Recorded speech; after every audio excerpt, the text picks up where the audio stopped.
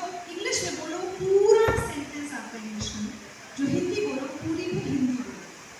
अब तो क्या हम लोग की बोलचाल की भाषा ऐसे हो गई कि इंग्लिश ही हम लोग बोल देते हैं, तो मैं भी बोलती हूँ, लेकिन अच्छा वो लगता है जब आप कोई भी भाषा की, और अभी आपकी एज है, अभी आपकी उम्र है जब आप अपनी भाषा पर कंट्रोल कर सकते हो, तो अच्छा बोलोगे ना। अभी हाल ही में बड़ी अच्छी चीज़ लगी मुझे, मैं चिराग पासवान जी से मिली। अच्छा क्यों, चूंकि क्या हुआ, मुझे लगता है मैं मेन स्ट्रीम मीडिया से हट गई, तो अब वो युवा नेता तो नहीं शायद मुझे जानते होंगे, तो किसी के साथ में गई थी, तो मैंने ऐसे कहा कि नमस्कार मैं रिचा आने लो, तो उन्होंने तुरंत कहा कि आपको मैं जानता हूँ ऐसा ऐसा। तो उसके बाद उन्होंने बड़ी प्यारी बात की, उन्होंने कहा जिस भी व्यक्ति को अच्छी भाषा और अच्छी बोली सुनना पसंद होगा वो जानता होगा कि रिचा आने कौन है। तो ये मुझे इतना बड़ा कॉन्फिडेंस लगा coming from a young politician. तो आपकी भाषा, आपकी बोली आपकी पहचान है। जब आप चलते फिरते कुछ भी बोल देते हैं ना, या चलते फिरते गाली गलौज कर देते हैं, मैं एक छोटा सा इंसिडेंट, सॉरी टाइम करते हैं। एक चीज़ मुझे आज की जनरेशन में थोड़ी सी तकलीफ लग रही है, हो सकता है आप लोगों की ना हो, लेकिन आपके साथ शेयर करते हैं। 10th 11th 12th के बच्चे, भाई मैं जानती हूँ गाली हमारे समाज का एक ऐसा हिस्सा है जो हर पीढ़ी में रही होगी। हमारी पीढ़ी में लड़कियां नहीं देती थी, अब लड़कियां भी देने लगी, चलिए इसमें तो कोई जेंडर डिस्क्रिमिनेशन नहीं जाऊंगी, लेकिन जो लड़के भी देते होंगे हमारी पीढ़ी के, वो ये तो देखते होंगे ना कि भाई मोहल्ले की आंटी खड़ी है या कोई नानी दादी खड़ी है, इनके सामने तो नहीं देना है ना। लड़के चार नहीं खड़े हैं अलग से, तो ठीक है बोलचाल की भाषा। आज के बच्चों में क्या हो गया, हमारी सोसाइटी, जब इवनिंग वॉक कर रही हूँ, चार लड़के लड़कियां खड़े आपस में किसी ने गाली दे दी। अच्छा मैं बहुत मुझे ना बर्दाश्त कर रही थी, मेरे अंदर की झांसी की रानी थोड़ा शांत बैठी थी। एक हफ्ते पहले ऐसा हुआ, मैं बैठी थी वॉक करके, पता नहीं किसी बात पे मेरा दिमाग खराब हो गया कि बच्चे ने आपस में गाती थी, और माँ हमारे मेरे लिए कहा जाता है कि इनकी चीखी बहुत जोर का, उसका मैं तक गला और बहुत जोर का चीखी, मतलब सोसाइटी के गार्ड सब दौड़ के आ गए कि क्या होगा। वो आज की जनरेशन के बच्चे थे ना, मैंने इनको इंग्लिश नहीं सुनाती। फिर मैंने अगले 20 मिनट मेरा मोनोलॉग चला गाली देने में। मैंने कहा कुछ तो लिहाज शर्म को, बड़े खड़े हैं, लेडीज घूम रही हैं, सीनियर सिटीजन घूम रहे हैं, ये तुम लोग की प्रॉब्लम है ऐसा वैसा। तो ये मैं एक्सपीरियंस आप लोगों को इसलिए शेयर करना चाहती थी कि बार बार मैं भाषा और बोली की बात कर रही हूँ। आप जब कुछ बोलते हो ना, और फिर मेरे मुँह से क्या निकलेगा, देखिए मम्मी पापा ने ये सिखाया है, यही गाली कि अपनी माँ के सामने भी देते हो ना, आंटी मुँह से निकल ले, तो मैंने कहा तो माँ के सामने भी निकलती होगी ना, जब माँ की उठनी गिरती बैठी हो तुम्हें शर्म नहीं है। तो जब आप लोग कुछ बोलते हो ना बेटियाँ सब, थोड़ा सा 3 सेकंड सोच के बोलो कि क्या बोल रहे हैं, और मैं जो बोलूँगा या बोलूँगी वो सिर्फ मुझे नहीं, मेरी पूरी फैमिली को रिप्रेजेंट, स्पेशली मेरे पेरेंट्स को रिप्रेजेंट करेगा, जिस यूनिवर्सिटी जहाँ से मैं पढ़ के आ रहा हूँ या आ रही हूँ, मेरे टीचर्स को रिप्रेजेंट करेगा। क्या मैं सही बोल रहा हूँ या सही बोल रही हूँ? तो ये मैं तब से सोच रही थी कि एक हफ्ते से गला ही ठीक नहीं हो पा रहा उस चिल्लाने की वजह से, तो मैंने कहा बुंदेलखंड यूनिवर्सिटी में अपना दायित्व, क्योंकि जब आप अच्छा बोलते हैं, मीठा बोलते हैं, संस्कारी बोलते हैं, तो वो आपके परिवार की, आपकी जो परवरिश आपके माता पिता ने दी है, आपके संस्कारों की, आपके इंस्टीट्यूशन की जहाँ से आप पढ़े हो, सब कुछ, सबकी पहचान आपकी भाषा और बोली है। क्या पूछा था, मैं कहाँ ले मैम, हम लोग आजकल जो देख रहे हैं, आप हम लोग, मैंने पढ़ा है आपके विषय में बहुत सारा, आप कंटेंट्स को लेके बहुत सेंसिटिव हैं, आप बहुत अच्छी कंटेंट्स पसंद करते हैं, लेकिन आजकल जो OTT पर या इंटरनेट पर या स्टैंड अप कॉमेडी के बहाने से जिस प्रकार का जो भाषा परोसी जा रही है समाज में, तो आप अपने कंटेंट्स, जब आपके कंटेंट्स पढ़ता हूँ और ये कंटेंट्स देखता हूँ, तो दोनों में ज़मीन आसमान का अंतर है। तो कंटेंट्स बच्चे कौन से कंटेंट्स देखते हैं, कैसे देखते हैं, किन कंटेंट्स से बचें, थोड़ा सा इस विषय पर आपका विचार करना चाहते हैं। आप सब लोग अपने फिजिकल हेल्थ का ध्यान रखते हो? आपको पता है क्या खाने से शरीर स्वस्थ होगा, क्या खाने से अस्वस्थ होगा, क्या खाने से बीमार पड़ेंगे, सब पता है? बादाम खाए जाएं, अखरोट खाए जाएं, सेब अमरूद अच्छे फल खाए जाएं, सब पता है ना? तो क्या आपको पता है कि the food that we consume that affects our physical health, right? But do we realize that the content that we are consuming affects our mental health? कितने बच्चों को इस चीज को लेकर अवेयरनेस है? सिर्फ हाथ उठा लो कि जो कंटेंट हम देख रहे हैं उसका सीधा असर हमारे दिमाग पर पड़ता है। जो OTT पर आप गालियाँ, मैंने आजकल अपना मिशन बना लिया है अनुपम जी, मैं आजकल जितने OTT के एक्टर्स का इंटरव्यू कर रही हूँ, राइट फ्रॉम, आपको पता है अगर आप देखें यूट्यूब पर इंटरव्यू, पंकज त्रिपाठी जी का मैंने इंटरव्यू किया था, सब कुछ जानते हैं ना पंकज त्रिपाठी,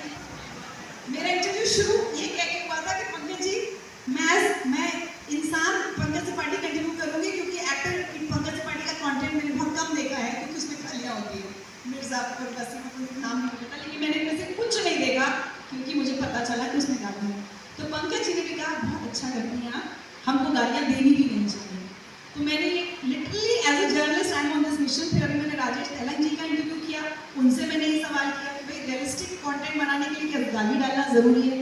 मतलब आप मेरा कोई भी इंटरव्यू देख लीजिए, उसमें आपको ये सवाल मिलेगा कि क्यों OTT पर इतनी गालियाँ चल रही हैं। तो हमेशा ध्यान रखिए। और अब मैं यहाँ नाम नहीं लेना चाहती, मैं कुछ सिंगर्स के या जो लोग बहुत गालियाँ देते हैं, अभी नाम पूछूंगी सारे बच्चे नाम हाथ उठा देंगे, सब उठा देंगे, मैं जानती हूँ। 4 बोतल वोट का सबको पता होगा, लेकिन अभी मैं पूछूं उस्ताद बिस्मिल्लाह खां क्या बजाते थे, कितने बच्चे हाथ उठाएंगे मुझे बताइए? हाथ उठाओ, देखिए कितने हाथ उठाए। पंडित रविशंकर क्या बजाते थे? आप देख रहे हैं, आप हाथों की संख्या देख रहे हैं। जी जी हरिप्रसाद चौरसिया, बहुत बहुत अच्छा अफरोज शाह कौन है? आप सोचिए, अफरोज शाह को एक बहुत बड़ा अवार्ड मिला हुआ है, वही अवार्ड मोदी जी को भी मिला है, लेकिन किसी को यहाँ नहीं पता अफरोज शाह कौन है। पीपल बाबा कौन है? अंशु गुप्ता कौन है? गूंज का नाम सुना है किसी ने? गूंज एक NGO है, बहुत बड़ा है देश में। गूंज का नाम सुना है? वो लोग हमारे और आपके पुराने कपड़े सब सामान इकट्ठा करके गांव तक पहुंचाते हैं। उसके फाउंडर है अंशु गुप्ता, नहीं पता होगा। ये तकलीफ है मुझे आज की पीढ़ी से। जो कहानियां आपको सुननी चाहिए, नितिन सलूजा नाम किसी को पता है? चायोस पता है? चायोस की फाउंडर है, नहीं पता। मैं उन स्टार्स के नाम नहीं लेना चाहती जिनके नाम उनको पता होंगे, लेकिन जरूरी नहीं कि वो इनकी लाइफ में इनके कंटेंट पर, इनके दिमाग पर बहुत अच्छी छाप छोड़ रहे होंगे। मेरा एक रिक्वेस्ट है, ठीक है, मैं संदीप माहेश्वरी जी के इंटरव्यू में गई थी, वहाँ पे उनका भी सब, क्योंकि ऑडियंस उनकी यंगस्टर्स है, मैंने एक ही बात कही, आपको दिन भर BTS सुनना है, कोल्ड प्ले सुनना है, जो सुनना है सुनो, मुझे क्या पता भी नहीं है सारे। रात में सोने से पहले एक नियम बना लो, 15 मिनट, सिर्फ 15 मिनट कह रही हूँ मैं आपसे, मैंने उस शो में भी कहा था, अगर किसी ने देखा हो। सोचो कि हम एक अपने इंडियन क्लासिकल म्यूजिक को सुनेंगे, हम पंडित जसराज को सुन के आज सोएंगे, हम रविशंकर जी का सितार सुनेंगे, बिस्मिल्लाह खां साहब की शहनाई सुनेंगे, हरिप्रसाद चौरसिया की बांसुरी सुनेंगे। 15 मिनट इतना दे सकते हो अपना फोन हटा के। आजकल वैसे भी सब डॉक्टर्स कहने लगे कि सोने से कम 1 घंटा पहले आपका फोन आपसे दूर हो जाना चाहिए। अब जब फोन दूर कर दोगे तो क्या करोगे? क्या बचा काम जिंदगी में? आजकल तो कोई काम ही नहीं बचा, रील देखने के बजाय, ना? तो क्या करोगे? 15 मिनट संगीत सुनो, अच्छा संगीत, BTS नहीं, 4 बोतल वोडका नहीं।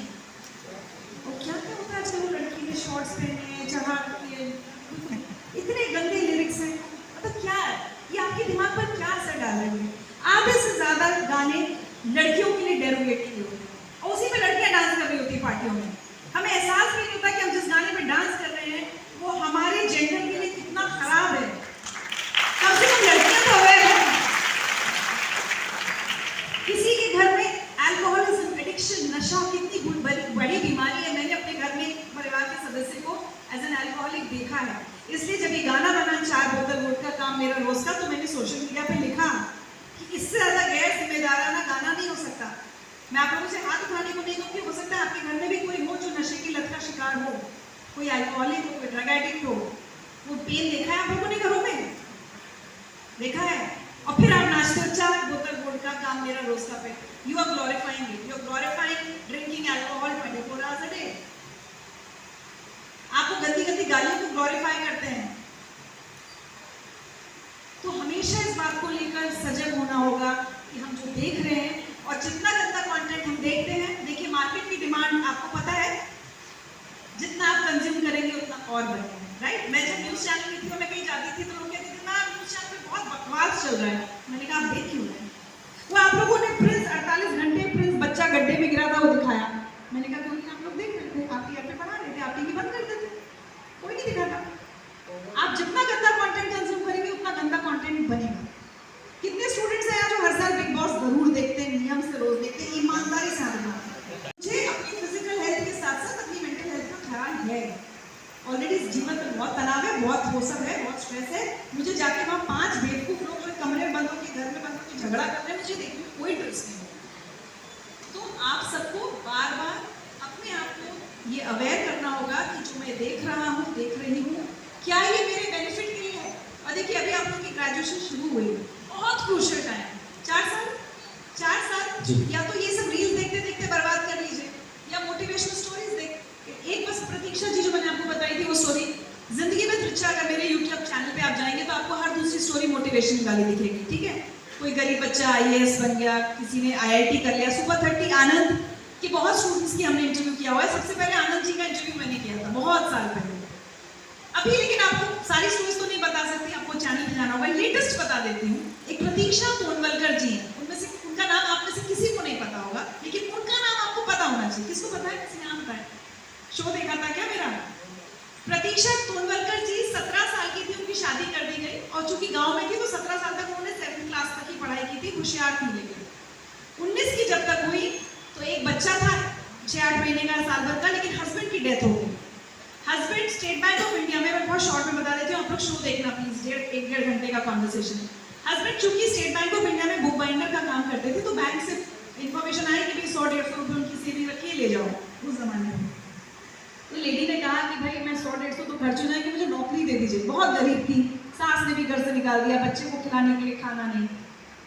तो चूंकि ये सिर्फ 7 पास थी, उस बैंक में इनकी स्वीपर की नौकरी लगी कि सुबह 2 घंटे जाओ, एम्प्लॉइज के आने से पहले 7 से 9 बजे तक तुम सब सफाई करो, डस्टिंग वस्टिंग, निकल जाओ। तो बोली जब मैं तब झाड़ पोछ कर रही थी तो मैं कुर्सी झाड़ते समय सोचती थी क्या कभी मैं उस कुर्सी पर बैठ पाऊंगी। और क्या आप यकीन करेंगे, जिस लेडी ने स्टेट बैंक ऑफ इंडिया को स्वीपर के पोस्ट पे ज्वाइन किया था, वो AGM बन के रिटायर हुई है इस समय। AGM आपको यूनिवर्सिटी में, मुझे ना बहुत लोग जहाँ पे जाते हैं स्कूल कॉलेजेस मुझसे पूछते हैं हम किसको बुलाएं। मैं कहती हूँ प्लीज ये स्टार्स, सो कॉल्ड स्टार्स को मत बुलाइए, जो रियल लाइफ हीरोज हैं। पीपल बाबा करोड़ों पेड़ लगा रहे हैं इस देश में ताकि आपको हरा भरा एक हरी भरी धरती और अच्छा वातावरण मिले। करोड़ों पेड़ पीपल बाबा लगा चुके हैं, उनके तो खैर इंस्टा पे मैंने देखा बहुत फॉलोइंग, और यंगस्टर्स भी फॉलो कर रहे हैं। ऐसे लोगों को यूनिवर्सिटी में बुलाइए जिनकी रियल लाइफ स्टोरी हीरो वाली हो, स्क्रीन वाली, रियल लाइफ स्टोरी। मैम वैसे तो आपने जिस क्षेत्र में भी पदार्पण किया वहाँ आपने नए आयाम गढ़े हैं। आपने जर्नलिज्म से शुरू किया, फिर आपने कंटेंट राइटिंग की है, आपने एज अ सोशल एक्टिविस्ट भी काम किया है। मैं आपसे पूछना चाहता हूँ कि जर्नलिज्म में आपका पदार्पण कैसे हुआ? इट्स बाय योर पैशन और इट्स बाय योर डेस्टिनी?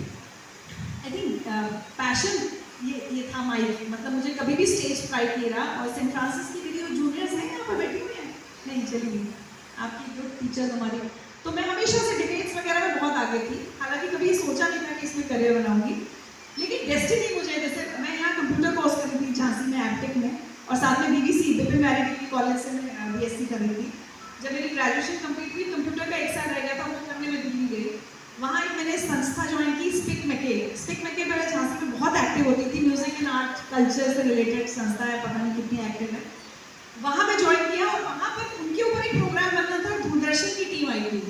तो उसके जो फाउंडर है डॉक्टर किरण सिंह, उन्होंने कहा अरे रिचा भी एक साउंड बाइट दे देगी। तब तो मुझे ये भी नहीं पता था साउंड बाइट क्या होती है, मतलब कुछ, लेकिन मैं कैमरे के सामने खड़े होकर कुछ तो बोल दिया होगा। तो वो बड़े इंप्रेस हुए, जो प्रोड्यूसर दूरदर्शन से आए थे और कैमरामैन ने कहा बड़ी फोटोजेनिक है, और प्रोड्यूसर ने कहा तो बड़ी अच्छी हिंदी बोल रही है। देखिए मेरी हिंदी ने ही मुझे पहला काम मीडिया में दिलाया, इंग्लिश में नहीं। तो वो रमेश शर्मा जी थे, उन्होंने कहा तुम हिंदी तो बड़ी अच्छी बोलती हो। तो मैंने कहा झांसी से आई हूँ, मतलब एकदम मैं झांसी का झंडा तो हमेशा ले रही हूँ। तो उन्होंने मुझे उस जमाने में 1996 में अंकुर करके एक प्रोग्राम आता था गार्डनिंग पर, उसकी एंकरिंग दी थी। महीने में 2 ही ड्यूटी मिलती थी क्योंकि कैजुअल होते थे ना, और 500 रुपये मिलते थे एक शूट पे। वो वहाँ से मेरा शुरू हुआ। उसके बाद मैं शादी हो गया, अजमेर चली गई। पहले 500 रुपये कहाँ खर्च किए थे आपने, कुछ याद है? उस समय तो अपने महीने के खर्चे चलाने के लिए तो पापा मम्मी यहाँ से पूछते थे, बट आई डोंट थिंक हम लोग उस जमाने में लग्जरी नहीं थी ना कि जाओ दोस्तों को लेके पिज्जा हट चले जाओ, दाइन में चले गए। ऐसी कोई मेरी एक्चुअली याद नहीं कि मैंने पहली सैलरी अपनी बड़ी उड़ाई है। मैंने एक्टिंग में यहाँ नौकरी की थी, उस जमाने में 2 या 3 हज़ार रुपये तनख्वाह आई थी, बट वो काफ़ी कुछ जिम्मेदारी वाला एहसास होता है। तो मैंने इसको फिर अजमेर शादी होने गई, तो वहाँ एक अखबार है, कोई राजस्थान से है यहाँ पर, दैनिक नवज्योति करके अखबार है राजस्थान में।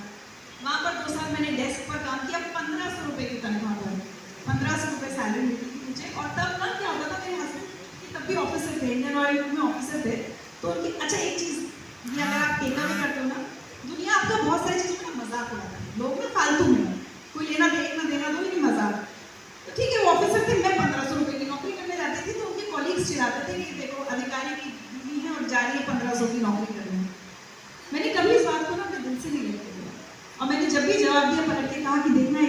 1500 की नौकरी मुझे कहीं बहुत ऊपर लेके जाएगी। तो हमेशा आप जो कर रहे हो, अगर वो अच्छा कर रहे हो ना, उसमें पैसा कितना है, कितना क्या है, लोगों की बातों पर ध्यान मत दो। हम बहुत ज्यादा अफेक्ट हो जाते हैं दूसरे क्या कहेंगे। सबसे बड़ा रोग क्या कहेंगे लोग। तो लोग कहते थे 1500 की, मेरी बहुत मजाक उड़ता था, बट बहरहाल वो करते करते फिर मैं दिल्ली आई 2001 में वापस, फिर मीडिया में स्ट्रगल शुरू किया, दूरदर्शन में वही 500 रुपये का काम मिलना शुरू हुआ। फिर लोग पता है वर्ड ऑफ माउथ से कोई किसी से कहता है अच्छा बोलती है उसको, तो एक एक छोटे छोटे शो मिलने शुरू हुए, किसी में 750 मिल गए, किसी में 1000 मिल गए, इस टाइप से हुआ काम। फिर मैंने 1 साल पंडित रविशंकर से, तार वादक पंडित रविशंकर के यहाँ काम किया, क्योंकि पैसों की जरूरत थी, मीडिया में कुछ काम मिल नहीं रहा था, तो तब 4000 रुपये की तनख्वाह पर उनके यहाँ। लेकिन मैंने उनसे कहा था कि सर मैं पंडित जी मैं मीडिया में काम कर रही हूँ, तो जब वो हो जाएगा तो चली जाऊँगी। तुम्हें पंडित जी का मतलब क्या? उनका ऑफिस संभालना, सेक्रेटरी टाइप जॉब, एडमिनिस्ट्रेटिव, उनका ऑफिस संभालना।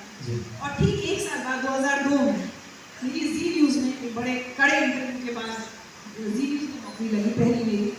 उसके बाद मैं गई पंडित जी के, मैं लिखी पंडित जी के चरणों में जाके बैठ गई। मैंने कहा गुरु जी न्यूज़ से कॉल आया, और वो इतने महान व्यक्तित्व थे। उन्होंने सिर्फ एक चीज़ पूछी, पैसे ठीक दे रहे हैं? मैंने कहा हाँ गुरु जी पैसे ठीक है, और जाना तो है इस फील्ड में। बोले जाओ, लेकिन हमेशा मेरे परिवार के सदस्य बन के रहें। और वो बात 2002 की मैंने आज तक 22 साल हो गए, लेकिन वो मैं निभा रही हूँ। गुरु जी नहीं रहे, लेकिन उनके परिवार के हिस्से की तरह हूँ। तो मैं मालवी जाना होता है आपका? हाँ, गुरु जी तो नहीं है, उनकी बेटियाँ अनुष्का शंकर है, और सेंटर पे जब फेस्टिवल होता है तो हमेशा वहाँ जाती हूँ, या गुरु पूर्णिमा, गुरु जी का बर्थडे, उनकी डेथ एनिवर्सरी पे अगर मैं दिल्ली में हूँ तो मैं सेंटर जाऊँगी। तो रिश्ते निभाने की हमेशा, जैसे मैंने कहा ना छोटे शहरों के संस्कार है कि जिससे एक बार रिश्ता बन गया वो निभाना है। तो ये छोटी छोटी चीज़ें आप लोग भी आगे जीवन में काम मतलब याद रखेगा तो काम आएंगी। तो मुझे लगता है उनका आशीर्वाद, म्यूजिशियंस या शास्त्रीय संगीत का एक बहुत बड़ा रोल रहा मेरी ज़िंदगी में। मैं जहाँ हूँ आज भी अगर परेशान होती हूँ, मुझे म्यूजिक सुनना अच्छा लगता है।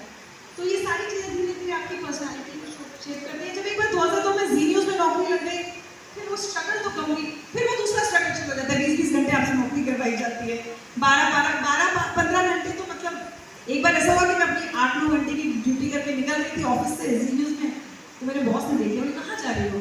मैंने कहा सर घर जा रही हूँ। बोले शाम को 5 बजे कौन घर जाता है?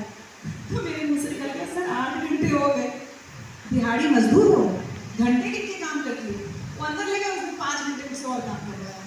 तो हम लोग उस स्कूल ऑफ जर्नलिज्म से पढ़ के निकले हैं जहाँ आपका आने का टाइम होता है, ऑफिस जाने का टाइम बॉस बताएगा। तो ठीक है, सीख लिया और मेहनत करके। मैम आपके आने के पहले हम लोगों ने बुंदेलखंड विश्वविद्यालय के बाहर 2 बड़े बड़े फ्लेक्सेस से आपकी बहुत सारी मीटिंग्स को हमने कोलाज फॉर्म में डिस्प्ले कराया है। जैसे आज हम विद्यार्थी, हम शिक्षक आपसे कुछ सीखने का प्रयास कर रहे हैं। आपने भी बहुत बड़े लोगों से मुलाकात की है, बहुत बड़े बड़े लोगों को इंटरव्यू किए हैं। आपको किस इंटरव्यू से अपने लिए बहुत कुछ सीखने मिला, या आप 2-3 बता सकते हैं? मैं लेकिन आपको सच्ची बात बताऊं अनुपम जी, जो मैंने अभी थोड़ी देर पहले कहा ना, मैं ये मानती हूँ कि पंडित रविशंकर से मैंने ह्यूमिलिटी सीखी। आप में से किसी ने मेरा कपिल शर्मा वाला एपिसोड देखा था बाय एनी चांस? उसमें से एक छोटी सी रील बहुत वायरल हुई है जहाँ मैंने पंडित रविशंकर का एक इंसिडेंट बताया। कपिल जी की रिसर्च टीम में शायद मैंने बताया होगा कि हम लोग एक प्रोग्राम में गए और स्टेज पे कोई व्यक्ति गा रहा था। अगर मुझे, मैं सिर्फ अपने को थोड़ा सा कान से बोलती हूँ, तानसेन तो नहीं, तो मुझे वो व्यक्ति गा रहा था, बेसुरा लग रहा था। तो मुझे लगा, सोचिए पंडित रविशंकर पे कितना टॉर्चर हो रहा होगा, बेसुरा सुन भी रहे बेचारे बैठ के। तो मैंने धीरे से उनसे कहा कि पंडित जी आपका तो, गुरु जी आपका तो हो गया, अवार्ड मिल गया, सम्मान हो गया, पर निकल चलते हैं। हमने थोड़ा अपना प्रैक्टिकल बात करी कि निकल लो। उन्होंने मुझसे कहा बेटा कलाकार मंच पर है, उठकर नहीं जाते। और ये इंसिडेंट मैंने कपिल शर्मा के शो में सुना। अब आप देखिए, और फिर भी मैंने ये बोला था कि आपका बड़प्पन इस बात में होता है कि आप अपने छोटे से किस तरह से, आप अपने छोटे को कितना सम्मान देते हो ना, ये आपका बड़प्पन होता है। और ये मैंने 2 लोगों से सीखा, पंडित रविशंकर से और अमिताभ बच्चन जी से। अमिताभ बच्चन जी को मैंने 10-12 साल लगातार केबीसी के सेट पर देखा। मैं इतने एपिसोड्स में आई हूँ केबीसी में एक्सपर्ट। वो जिस तरह से लोगों से बात करते हैं, जिस तरह से वो कंटेस्टेंट को सम्मान देते हैं, वो चाहे तो ना भी देना। शूट कभी कभी 11-12, एक मुझे याद है मैं श्रीदेवी जी आई थी, वो एपिसोड तो खत्म ही रात के 1-1:30 बजे हुआ था। बच्चन साहब उसके बाद आपको पता है जैसे ऐसे बैठे होते हैं ना लोग, केबीसी का सेट देखा है, वो एक जगह जाके, जब आप लोग तो टीवी बंद कर देते हो तो, लेकिन शूट जब चलता है उसके बाद वो हर तरफ जाके फोटो खिंचवाते हैं। और मैं कई बार सोचती हूँ कि तो थक गए होंगे, ये तो उठ के चले भी जाएँ तो कोई कुछ बोलेगा नहीं इनको, बट उन्हें इस बात का ज्ञान है कि जितनी भीड़ बैठी है ऑडियंस में वो मेरे लिए बैठी है। नहीं करते, हर एक के साथ फोटो खिंचवाते। तो इन दो लोगों से अगर मैं बड़े लोगों में कहूँ, लेकिन असली जो जीवन सीखा है ना मैंने, वो मैंने आम लोगों से सीखा है। कितने लोगों को नीतीश कटारा हत्याकांड के बारे में पता है? बेटा थोड़ा अखबार पढ़ा करो, थोड़ा गूगल पे खबरें। बहुत साल पहले एक नीतीश कटारा हत्याकांड हुआ था, उनको मार डाला गया था, एक पॉलिटिकल फैमिली में। तो उनकी मदर का मैंने इंटरव्यू किया था, क्योंकि नीतीश की हत्या के बाद कुछ टाइम बाद उनके फादर की भी डेथ हो गई थी। तो मैंने और नीलम कटारा जो नीतीश की माँ थी, उन्होंने बहुत लंबा कोर्ट बैटल लड़ा अपने बेटे को इंसाफ दिलाने के लिए। ये ऐसी कहानियां हैं। Again I am saying she is a real hero. Please read about Neelam Katara. तो मैंने उससे पूछा कि मैम वाई भी कहते हो? हम लोग सब कहते हैं ना, मेरे साथ ये सब क्यों रहा है, मेरे ग्रेड खराब क्यों है, मेरे घर में ऐसी तकलीफ क्यों है, मैं वाई नहीं होता है। उन्होंने इतनी खूबसूरत बात कही, बोली रिचा मेरी जिंदगी के 50 साल जब बहुत खूबसूरत थे, जब मेरे 2 अच्छे बेटे, इतना लविंग हस्बैंड, सब कुछ बढ़िया था, तब तो मैंने भगवान से कभी नहीं कहा कि मैं क्यों, इतनी खुशियां मुझे ही क्यों दे रहे हो। तो बोली जब दुख आए तो मैं किस अधिकार से कहूँ वाई नहीं। और ये मेरे लिए लाइफ लेसन बन गया अनुपम जी। वो 2000 आई थिंक मैंने उनका इंटरव्यू 2007 या 8 में किया होगा। इन 16-17 सालों में मेरे मुंह से किसी भी तकलीफ पे वाई भी नहीं निकला, क्योंकि मैं कहती हूँ कि अगर सुख दिया है तो दुख भी देगा, सक्सेस दिया है तो फेलियर भी देगा। कभी बहुत पैसे कमाती हूँ, कभी बिल्कुल नहीं कमाती, वो भी आएगा। तो मैंने हर जीवन को संभाव में जीना कैसे सीखा, नीलम कटारा जैसे। एक बस और बताती हूँ, उसके बाद मेरा तो हर इंटरव्यू आपको भी देख लो, उसमें लाइफ लेसन है। एक लेडी बाउंसर आई थी चंडीगढ़ से। अब लेडी बाउंसर का क्या काम है, उनकी ड्यूटी कहाँ होती है, डेस्क में, पब्स में, ठीक है। अगर कोई लड़की ज़्यादा ड्रिंक कर रही है तो उसको गाड़ी में उठा के वो घर चली जाए, उसके साथ छेड़खानी ना हो। तो आजकल लड़कियों की सेफ्टी के लिए, प्रोटेक्शन के लिए लेडी बाउंसर्स होती हैं क्लब्स में। अब उसकी ड्यूटी क्या है, रात में 8 बजे तो घर से निकलेगी, रात भर बाहर रहेगी, सुबह 6 बजे आएगी। अब आप मुझे कहने की ज़रूरत नहीं, आप लोग जानते हैं हमारे समाज में उस लेडी के लिए किस तरह की बातें हो सकती हैं। हम लोग जो थोड़ी अपर मिडिल क्लास फैमिली से होते हैं, उनकी तो नाइट शिफ्ट चलती है, जर्नलिस्ट की होती है अच्छा नाइट शिफ्ट, उसकी कौन समझेगा, वो जैसे नीचे से तबके से आई थी बेचारी। तो मैंने उससे पूछा, मैंने कहा तुम्हारा तो बहुत चरित्र हनन है, बहुत कैरेक्टर असैसिनेशन होता होगा। बोली हाँ होता है, हर दिन होता है। लोग मेरे लिए बहुत गंदा बोलते हैं कि देखो रात में क्या करने जा रहे हैं। तो मैंने कहा बुरा नहीं लगता। उसने एक बात कही अनुपम जी, which has stayed with me till now. She said, madam लोग तो बोलेंगे कोई मेरे घर में राशन रखने नहीं आएगा। कितनी खूबसूरत बात है। और आप लोग यकीन करेंगे, आज भी मैं जब अपनी लाइफ का कोई डिसीजन ले रही होती हूँ ना, जो मैंने भी थोड़ी देर पहले कहा, सबसे बड़ा रोल, हम लोग किसी भी फैसले पे कितना ये सोचते हैं ना कि ये मेरे बारे में क्या सोचेंगे, वो क्या कहेंगे, वो मामी क्या कहेंगे, वो बुआ जी क्या कहेंगे। कभी अपने आप से पूछा है, इनमें से जितने लोगों की हम चिंता कर रहे हैं, उनमें से कितने लोग मेरे घर में राशन रखने आएंगे? कितने लोग अगर मैं अगर प्रॉब्लम में होंगी तो मेरे साथ खड़े होंगे, मेरी मदद करने लगेंगे? इसलिए जीवन में अपने लिए खड़े रहो, अपनी रीढ़ की हड्डी सीधी रखो, अपना सही रास्ते पर चलो, फिर आपको बिल्कुल ये परवाह करने की जरूरत नहीं होगी कि कौन मेरे बारे में क्या सोचा। तो ये अगले देखिए, ये मुझे किसी फिल्म स्टार ने ये मैसेज नहीं दिया, ये मुझे बहुत चंडीगढ़ की आम महिला ने मैसेज दिया। हम लोगों ने पढ़ा है कि ऋचा जी के दिल के म्यूजिक बहुत नजदीक है। किस प्रकार का म्यूजिक आप सुनती हैं, कौन आपके फेवरेट सिंगर्स हैं, या म्यूजिक से इतना लगाव कैसे है? म्यूजिक से पहला जो मैं कभी भी सोचना मुश्किल होता है। बीटेक कंप्यूटर साइंस कितने बच्चे हैं? Please raise your hand. Okay, कभी आप कंप्यूटर्स का 3 साल का डिप्लोमा कोर्स करती हैं, जहाँ कोर कंप्यूटर्स के विषय में पढ़ना है, कोडिंग करनी है, सी लैंग्वेज सीखनी है, C++ सीखनी है, फिर आप म्यूजिक के प्रति इतना लगाव रखती हैं, मानवीय वस्ती को आप बहुत सुनती हैं, आपको इससे कई बार पर्सनल भेंट भी हुई है। तो मेरा घर का पाने वाली प्रश्न है, तो मैम ये बैलेंस कैसे करती हैं? क्योंकि मेरा ऐसा मानना है, मेरे लिए हो सकता है वो म्यूजिक हो, आप में से किसी के लिए, कितने बच्चे यहाँ पे पेंटिंग बनाते हैं, चलो स्कूल में बनाते थे, पेंटिंग का शौक है, किसी को डांस का शौक है, कोई गिटार या कोई इंस्ट्रूमेंट बजाता है, किसी को किताब पढ़ने का शौक है। कौन सी किताब? Harry Potter? क्या साहित्य कुछ? अच्छा, और क्या रह गया? लिखने का शौक है किसी को? ठीक है, आज मैं एक ही बात कहूँगी। मेरा तो खैर म्यूजिक का एक तो क्या था, घर में पापा हमारे बहुत गाते भी थे, और जितने डॉक्टर्स के यहाँ झांसी में फंक्शन हो जाए पापा गाते जरूर थे। तो वो बचपन से किशोर कुमार, यशोदा, मतलब हर तरह का मैंने म्यूजिक सुना था। फिर जब तकनीक से जुड़ी तब मुझे शास्त्रीय संगीत और शास्त्रीय संगीत की ताकत का आभास हुआ कि इतना पावरफुल म्यूजिक। आज हम सिर्फ किस्से सुनते हैं कि राग दीप तानसेन ने गाया तो दीपक जल गया। आप सोचिए और क्या हालत हो जाती थी कि राग में कितना पावर था। मेरी बेटी को मैंने शास्त्रीय गायन सिखाया और मेरी भतीजी को मैंने कथक सिखाया। उन दोनों को जो मैंने बात कही वो मैं आपको भी बोलती हूँ। आपको कुछ भी गाने का शौक हो सकता है, आप एज आई सेड कोल्ड, आप रॉक सुनिए, जैज सुनिए। आपने अगर शास्त्रीय संगीत सीखा है ना तो आप दुनिया का कोई भी संगीत गा सकते हैं। बाएं हाथ तक खेलोगा आपके। मेरी बेटी इंग्लिश भी गाती है, बहुत अच्छा गाती है, क्योंकि उसका बेस सारे गामा पादा निसा का है। लेकिन आप पहले रॉक और सब गा लेंगे ना, आप कभी राग यमन गा पाएंगे? कभी नहीं। हमारी शास्त्रीय कलाओं में, विधाओं में जो ताकत है ना, मैंने अपनी भतीजी से कहा, वो कथक सीख रही है ना, मैंने उससे कहा तुम ये करने के बाद तुम बैले भी कर लोगी। माधुरी दीक्षित को अच्छी डांसर क्यों कहते हैं? She is a trained classical dancer. जो एक्ट्रेसेस को भी आप कहते हैं ना अच्छी डांसर है, वो अच्छी डांसर इसलिए क्योंकि उसने पहले शास्त्रीय नृत्य सीखा है, भारतीय शास्त्रीय नृत्य जो हम नहीं देखते। तो मैं उसको बोलती हूँ तुम कथक करने के बाद तुम बैले वैले सब कर लोगी, पहले ये कर लो। बैले सीखोगे तो कथक कभी नहीं कर पाओगे। तो म्यूजिक का जुड़ाव मेरे लिए वहाँ से हुआ। जगजीत सिंह जी को मैं बहुत सुनती थी, पहले तो बहुत ही ज़्यादा सुनती थी, अब कम हो गया थोड़ा। आजकल मैं कबीर कैफे करके एक एल्बम है, देखना बोलोगे, वो लोग सिर्फ कबीर गाते हैं। नीरज आ गया, सुना है वो, मत कर माया को अहंकार। तो नीरज, मैं कबीर जहाँ भी मिलते हैं ना, मतलब कबीर को गाने वाले शुजात खान साहब हैं, उन्होंने कबीर पे बड़ा अच्छा एल्बम गाया है। मधु मुदगल जी हैं। तो मैं हमेशा म्यूजिक मेरे लिए मेरी बेटी हंसती, मेरा मजाक उड़ाती, कहती है खुश होती है तो इन्हें सुनना होता है, ये दुखी होती है तो इन्हें सुनना होता है, ये स्ट्रेस में। मतलब मेरे लिए music is the stress buster, लेकिन आपके लिए वो कुछ भी हो सकता है। तो अब आप लोग क्या है ना, प्रोफेशनल डिग्रीज में आ गए हो। अब पेंटिंग करते थे छूट जाएगी, मैं जानती हूँ, गाना छूट जाएगा, लेखन छूट जाएगा। मेरा छूट गया था, मैंने अब सब कुछ वापस पकड़ा है। कोविड में मैंने पेंटिंग शुरू की वापस, क्योंकि मैं बचपन में झांसी में पेंटिंग करती थी। तो मेरी आपसे सलाह ये है कि जो चीज़ मैंने 20-25 साल छोड़ दी थी और अब वापस पकड़ी है, आप उसको छोड़ना ही मत।